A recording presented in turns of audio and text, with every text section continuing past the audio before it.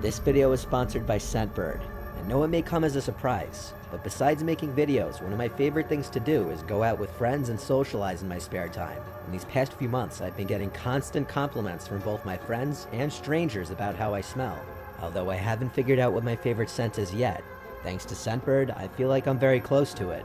Scentbird is a monthly cologne and perfume subscription service I've already talked about before, that carries all the top fragrance brands and delivers them right to your door for just $17 a month.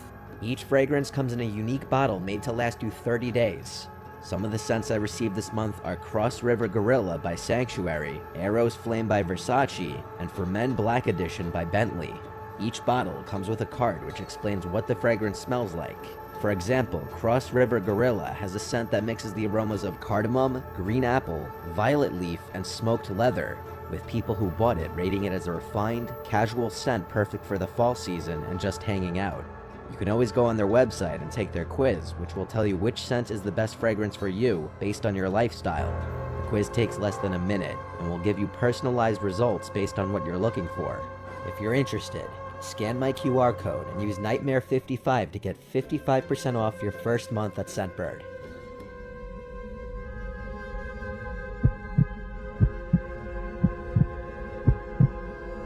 My parents own a vacation home in Quincy, California. It's a 2-acre property surrounded by woods. We would go there as a family all the time when my siblings and I were kids. Now that we're all adults, we don't really have aligning schedules to go together as a family anymore. But when I was in the early stages of talking to my girlfriend Rose, I told her about our vacation home on like our 5th date.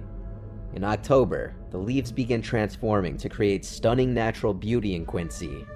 I teased the idea of us spending a weekend there together, and she right away said let's do it. 2 days later, we were packing our things getting ready for the road trip to Quincy. I picked her up from her house, and off we went. The drive there was about 5 hours. We passed the time talking about everything in life, from TV shows to family to childhood memories. And then we'd listen to comedians and podcasts to pass some more time. When we finally made it to Quincy, we drove through the cute little village first because I wanted to show her how nice it was there. 10 minutes later, we were at the house. We have a little wooden fence at the driveway that we leave closed whenever the place would be vacant. It doesn't have a lock or anything, it's just a little deterrent for people to not enter the property while we're there. I got out of the car to open it, and then we drove past it onto the property. My dad has landscapers come every couple weeks in the summertime into the fall, so the property was very well kept when we were there. Rose was impressed.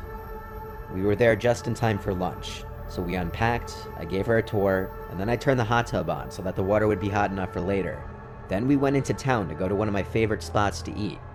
When we finished up, we did a little sightseeing and went to the Plumas County Museum. After that, it was starting to get dark out, so we headed back to the house. We relaxed in the hot tub for a while. The hot tub was on the back deck under the awning. It was really cold out, but it felt nice in the hot tub, until we both could hear the crushing of leaves nearby, like footsteps. We thought it was a bear, so we both jumped out of the hot tub and ran into the house. I turned off all the lights inside and outside, thinking the lights could be attracting a bear or some wild animal. I peeked out one of the windows, expecting to see a bear, but instead saw the silhouette of a human being walking along the side of the house.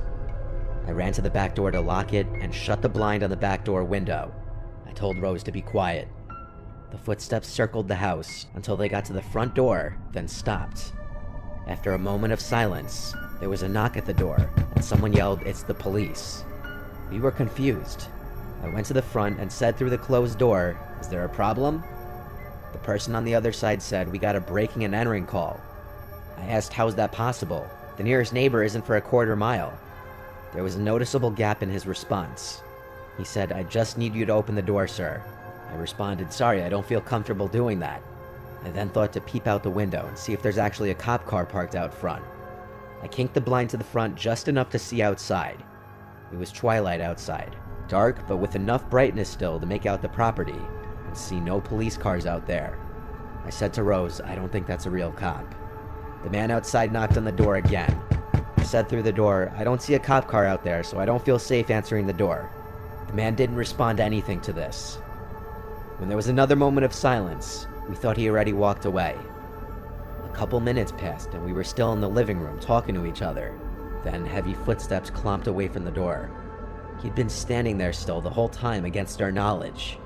I went over to peek out the window again, but I didn't see anyone. He must have walked off a different direction from the house. The scary thought was, the house is surrounded by woods. He could come from literally any direction. We were definitely not going back outside again that night, besides me going outside real quick to turn off the bubbles in the hot tub.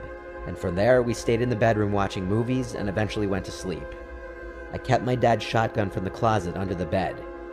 The next day we went hiking in Plumas National Forest. Then we went out to eat, and then we went to see a movie at the nearby theater. When we got back to the house, it was getting dark out.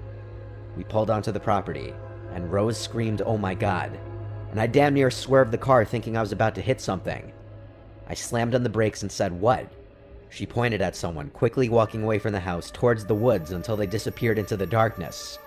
I tried to keep Rose calm when she started freaking out that someone's stalking us. I told her it's fine, we have a gun, and we're leaving tomorrow morning anyway. I was kind of scared too, though. I pulled the car as close as possible to the house, then we quickly went inside. I did a quick run around of the house, making sure every door and window was locked. We didn't go outside again that night. We packed our things to be ready in the morning, and then went to the bedroom for the rest of the night. After watching a movie, we went to sleep. Around that time, I started hearing this weird scraping sound coming from outside. It happened every few seconds, and then it would stop for a few seconds. I couldn't make out what it was, but something was going on out there. I feared that person may have came back. I waited until the noises stopped completely, before quietly getting out of bed to not wake up Rose. I walked to the window, kinked the blinds just a bit, and found myself face to face with a man on the other side of the window trying to look in. He definitely saw me. I fell backwards and screamed, "Jesus Christ!" Rose woke up. I didn't say anything though. I grabbed the shotgun from under the bed and made sure it was loaded before running out the back door and shooting it into the air while screaming like a madman, trying to scare off that man and whoever else could have been out there. I think I fired 3 shells into the air before going back inside. Then I explained to Rose what happened. In a strange way, I felt a nice adrenaline rush after going outside and doing that. Maybe that was partly why I felt so confident that whoever was outside wasn't coming back. The adrenaline eventually wore off. When we were back in bed, I was scared once again of hearing any kinds of sounds from outside. We made it through the night, and the next morning I did call the police just to file a report on the whole thing. My family and I have been back there a few times since this story, and thankfully that guy never came back. At least while we were there.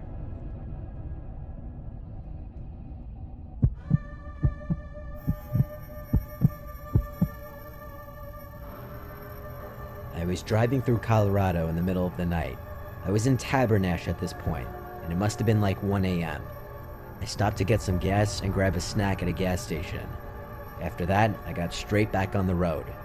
Though there weren't any cars on the road at this hour, especially not the roads I was on, I still obeyed the speed limit because it was late, I was tired, and you never know where a cop could be hiding. I was going around 55 on this winding road, and all of a sudden, that dreaded flashing of lights appeared in my rearview mirror. I looked in my mirror and saw the car behind me with the flashing white and red lights. So I pulled over, but not before looking at my speed and confirming that I was only going maybe 2 miles per hour over the speed limit. I pulled onto the side of the road, and so did the vehicle behind me. I was beyond annoyed. I'd never been pulled over before at the time, and I'm always a cautious and careful driver. I immediately felt like I was being pulled over unlawfully. As the officer stepped up to my car, I lowered the window, and he greeted me, asking for my license and registration. I tried to act like I know my rights and would not just bend over backwards for him. So I asked, "Is there a reason you pulled me over?" He said he'll get to that in a minute. I told him I know I wasn't speeding or swerving and none of my taillights are out, so I don't want to hand you my license if this is an unlawful stop. Then I took a look at his uniform. It looked off. He was in all black with a black vest on that resembled a police vest, but his vest didn't say police anywhere on it. His badge didn't say police either. It said Criminal Task Force. He kept insisting for my license and registration, and I actually just flat out asked him, "Are you an actual cop?" He replied, "I'm part of the undercover unit." Then he asked for my license again. I asked him for his badge number. He said he didn't have to give that to me. I knew enough about traffic stops to know that was a lie. I also took note that his lights were only red and white, lacking blue. I wasn't 100% sure if this could be an indicator of a fake police officer, but along with everything else, it only made it more suspicious. The man started asking me to get out of the car. I said, "Respectfully, I'm not comfortable talking to you until you can get a supervisor here." He raised the volume of his voice and his tone got more assertive as he repeated for me to get out of the car. I replied, "I don't think you're a real cop. If you are, you wouldn't have a problem getting your supervisor here." I rolled up the window a bit, and he didn't like this. He yelled at me to open the door as he put his hands on my window and tried unlocking the door. I pushed his hands off as I started the car and put it in drive. I heard him shout stop as I started flooring it away from him. My heart was racing, and by God, I was hoping I was right or I was going to jail. But at the same time, hoping I was right that this man was impersonating a cop showed just how terrifying of a situation I was in. As I was driving away, going the speed limit, I saw the car behind me with the lights on fast approaching. I did the only thing I could think to do, and that was to call 911. I told her on the phone that I was being chased by someone who I believed to be a fake cop. I said he refused to give his badge number, his car was unmarked and didn't have blue lights, and his uniform didn't say police. After asking my location and more details on the situation, I told her that I was being chased by this person. The woman told me the nearest police station for my location, which was the Fraser Winter Park Police Department.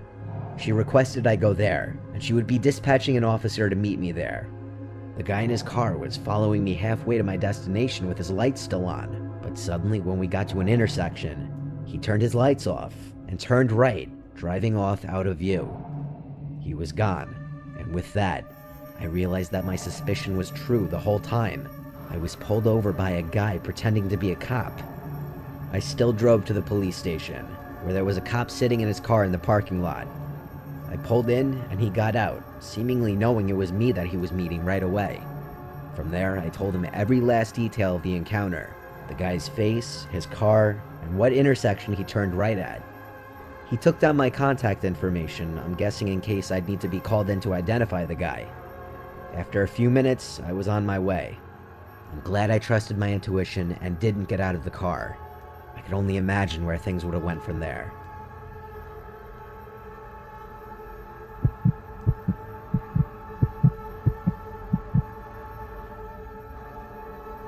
I'm 29 years old. I live alone in my house in a small town in Michigan on the weekends. I come here to escape from the city lifestyle that I spent most of my life growing up in and am sick of. I like being in a quiet, rural area, but my house and property is the kind of place horror movies are usually set. A house with a big property and the neighbors not right on top of you. You don't hear of too much crime usually in my town, but that's because the population is relatively low. I don't have a lot of friends in the area, but that's not why I come here anyway. I come to be alone and escape my stresses from work and people in general during the week. One Friday, shortly after arriving at the house after my drive, I got a knock at the door. I opened it to a guy with a clipboard. Immediately, I knew he was selling something. He asked me if I was content with my security system. I said I don't have one, but I'm not really interested, and I made a joke that no one's breaking into this ugly house. He then went on his pitch, telling of all the recent break-ins in the area that, quite honestly, I had not heard about. He then asked who I live with, and I said I live alone, so I don't really need it. He was persistent, though. He asked me to at least give him my phone number, and he'd circle back in a couple of weeks to see how I'm feeling. He offered to waive the installation fee. On the spot, I figured why not, that actually sounded pretty good, so I gave him my number. He thanked me and left. After that, I went to the kitchen to start making dinner, and then I resumed watching Yellowstone in the living room.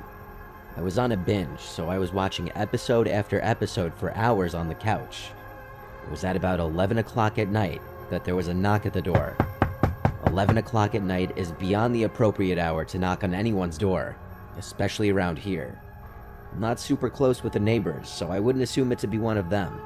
I ignored the knocking and kept watching my show. The knocks persisted, though. I still didn't get up. I wasn't answering the door at 11 p.m. No way. I stayed seated. But when there was a third set of knocks at the door, I grew concerned. They weren't leaving. I went to the door to ask who's there. There wasn't a reply from the other side. This is exactly how a horror movie would start out. I wasn't going to open the door to find out who was on the other side. I said through the door, "I'm not interested in whatever you're selling me. I have a gun that I'm not afraid to use. I don't actually have a gun, but it's an easy enough threat to get someone to go away. I thought that did the trick because the knock stopped. I went back to the couch. Then, someone started calling my cell phone.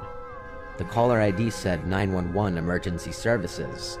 I'd never received a call from 911 in my life, and I didn't even think that was a thing. I always thought that if the police called you, it would say no caller ID or something. I picked up the phone, and a man on the other line asked, "Is this George?" To which I said yes. He said, "This is the police department. We have officers outside your house right now. There's been a report of a crime on your block, and we have some questions to ask you." This didn't feel right at all. I asked the alleged 911 operator to ask the police to go to the window so I could identify them before opening the door.